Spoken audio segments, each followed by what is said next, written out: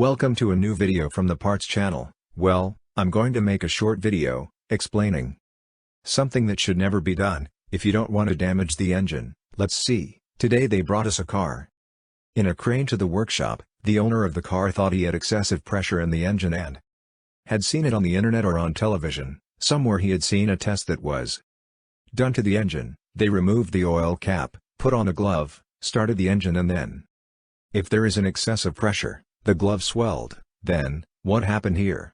The engine swallowed it, it sucked the glove, then, the engine stopped. Fortunately I stopped the engine quickly. He has brought it to the workshop. We have lifted the rocker cover or valve cover and we have found it. It was entangled here, in the camshaft. We have freed it.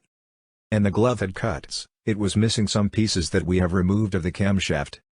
There were some bits stuck there, but well, what I'm telling you, don't do this test. Okay?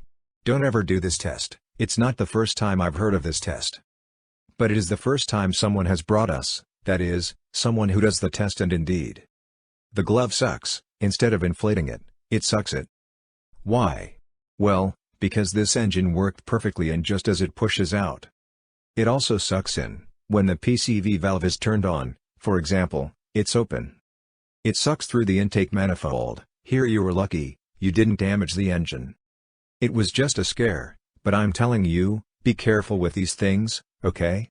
Well, here you have the video. If it has been useful to you, do not forget to give a like and subscribe to the channel.